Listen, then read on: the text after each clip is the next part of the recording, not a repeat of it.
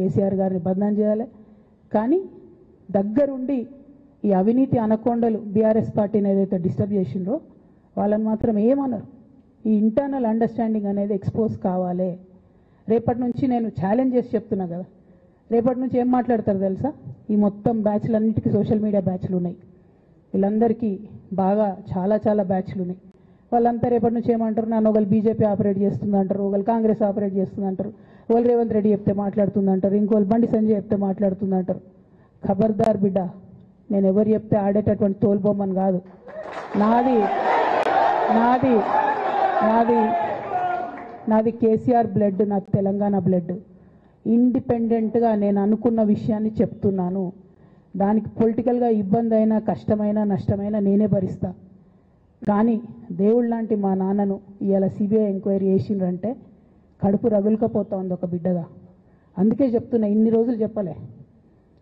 ఆ మధ్యలో పోయినసారి నా కొడుకు గ్రాడ్యుయేట్ అయినప్పుడు వచ్చినప్పుడు నేను మా నాన్నకు రాసుకున్న లెటర్ లీక్ చేస్తే కూడా ఆ 70, 80, 90 రోజుల నాకు నరకం చూపిస్తున్నారు. ప్రతిరోజు సోషల్ మీడియాలో ఇష్టం వచ్చినట్టు రాపిస్తున్నారు. ఎప్పుడు వీళ్ళ పేర్లు తీసుకోలే, ఇష్టం వచ్చినట్టు ప్రెస్ వాళ్ళకు మాట్లాడుతూ చాలా విషయాలు చెప్తున్నారు. ఎప్పుడు వాళ్ళ పేర్లు తీసుకోలే. ఇలా తీసుకుంటున్నా, ఎందుకంటే విషయం నాది కాదు. ఇది తెలంగాణ పరువు ప్రతిష్టకు సంబంధించిన విషయం. ఇలా దేశంలో ఏ మూలకు పోయినా ఎక్కడికి పోయినా కేసీఆర్ అంటే ఒక మహానాయకుడు, త్యాగం చేసిన నాయకుడు అని చెప్పి మాట్లాడతారు. రేపటి నుంచి ఏం మాట్లాడతారు? సిబిఐ ఎంక్వైరీ చేస్తే ఏం మాట్లాడతారు? కేసీఆర్ అంటే సిబిఐ కేసు అంటారు. మా నాన్న పరువు పోతే నాకా బాధ, మీకా? మీకు పైసలు కావాలి కదా, మీకు పేరుతోనేం పని? ఇంకా కూడా ఈ విషయాలు అర్థం చేసుకోకుండా, ఇంకా కూడా ఇటువంటి వ్యక్తుల్ని దూరం పెట్టుకోకుండా ఉంటే కేసీఆర్ గారి మీద సిబిఐ కేసు వేసేటటువంటి స్థాయికి వచ్చినాక ఏం పార్టీ ఉంటేంది పోతుంది. బీఆర్ఎస్ పార్టీ నాయకులు నన్ను తిట్టుకున్నా సరే, లోకల్ బాడీ ఎన్నికలలో నాకు నష్టం జరుగుతుంది అనుకున్నా సరే, మా నాన్న మీద సిబిఐ ఎంక్వైరీ పడ్డాక ఏముంది, తొక్కల ఎలక్షన్ ఒకటి గెలుస్తారు, ఒకటి ఓడిపోతారు. అసలు ఓడిపోయే పరిస్థితి ఎట్లా వచ్చింది? ఇటువంటి దుర్మార్గుల వల్ల కాదా వచ్చింది? ఆలోచన చేసుకోవాలి కదా. అంటే నా దగ్గర పైసలు ఉన్నాయి, టీవీలు ఉన్నాయి, సోషల్ మీడియాలు ఉన్నాయి, ఏటు పడితే అటు మాట్లాడతామంటే తోలు తీస్తాం చెప్తున్నా నేను. గీత గీసుకుంటాం బిడ్డ. మీరు ఒక్క కమెంట్ పెడితే మేము 10 చేస్తాం.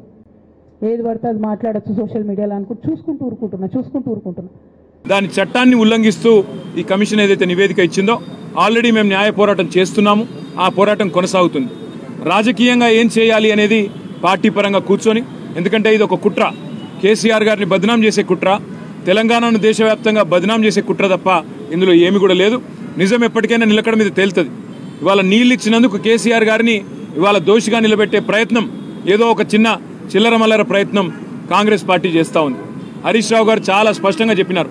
మొత్తం జరిగిన ఖర్చు 94,000 కోట్ల రూపాయలు అయితే కాళేశ్వరం మీద, అందులో మేడిగడ్డ బ్యారేజీకి 4,000 కోట్లు ఖర్చు అయితే బ్లాక్ 7 ఏదైతే ఉన్నదో దానికి మళ్ళీ తిరిగి రిపేర్ చేయాలంటే పట్టే ఖర్చు 300 నుంచి 350 కోట్లు తప్ప ఎక్కువ కాదు. ఆ 300-350 కోట్లు కూడా L&T అనే సంస్థ ఏజెన్సీ ఏదైతే ఉందో వాళ్ళు మేమే ఖర్చు పెడతాం, ప్రజల మీద రూపాయి కూడా పడదు అని చెప్తుంటే ఈ ప్రభుత్వం 1,00,000 కోట్ల కుంభకోణం, 2,00,000 కోట్ల కుంభకోణం, ఈ నోటికి ఎంత వస్తే అంత అబద్ధాలు చెప్తా ఉన్నారు. చివరికి రేవంత్ రెడ్డి గారి సొంత మామగారు పద్మారెడ్డి గారు చెప్పినారు, ఆయనకు పిల్లనిచ్చిన మామ. 94,000 కోట్లు ఖర్చు అయితే అంత పెద్ద ప్రాజెక్టు కళ్ళెదురుగా కనబడుతుంటే, 15 రిజర్వాయర్లు కనబడుతుంటే, 19 సబ్స్టేషన్లు కనబడుతుంటే, 21 పంప్ హౌజులు కనబడుతుంటే, 100 కిలోమీటర్ల గ్రావిటీ కెనాల్స్, 1000 కిలోమీటర్ల ప్రవాహ కాలువలు కనబడుతుంటే, పరవళ్లు దుంకుతుంటే గోదావరి, 94,000 కోట్ల ఖర్చు అయితే 1,00,000 కోట్ల కుంభకోణం ఎట్లయితుందని చెప్పి స్వయాన పిల్లనిచ్చిన మామ చెప్తే కూడా రేవంత్ రెడ్డి గారు వారిని కూడా అవమానించే విధంగా ఇవాళ శాసనసభను, రాష్ట్ర ప్రజల్ని తప్పుదోవ పట్టించే విధంగా వ్యవహారం చేస్తూ ఉన్నారు. న్యాయ పోరాటం ఒకవైపు చేస్తాం, ప్రజాక్షేత్రంలో కూడా తప్పకుండా ఎండగడతాం. మేము ఆ పార్టీ నాయకత్వానికి కూడా రేపు ఎల్లుండి ప్లాన్ చేసుకొని మేము కూడా ప్రోగ్రాం డిజైన్ చేసుకుంటాం. పార్టీగా కూర్చుని ఏ రకంగా మరి ఈ కాంగ్రెస్ కుట్రలకు తిరుగులేని సమాధానం చెప్పాలి మా పార్టీలో ఆలోచించి నిర్ణయం తీసుకుంటాం. ఇవాళ మా గొంతు నొక్కి స్పీకర్ గారు మాకు అవకాశం ఇవ్వకుండా ఒక్క సభ్యుడు మాట్లాడుతుంటే ముఖ్యమంత్రితో సహా 10 మంది మంత్రులు 33 సార్లు ఇంటరప్ట్ చేసినారు. ఒకసారి కాదు, 2 సార్లు కాదు, 33 సార్లు అంతరాయం కలిగించి వారిని ఇబ్బంది పెట్టే ప్రయత్నం చేసినారు.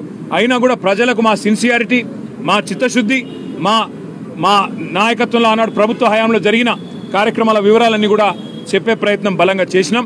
ప్రజలకు చేరి ఉంటుందని చెప్పి మేము అనుకుంటా ఉన్నాం.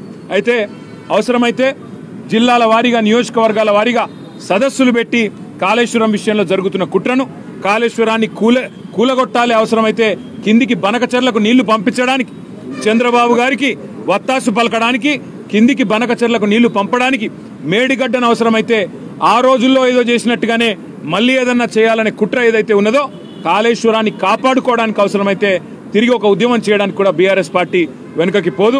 తప్పకుండా మా పార్టీలో చర్చించి నిర్ణయం తీసుకుంటామని తెలియజేస్తూ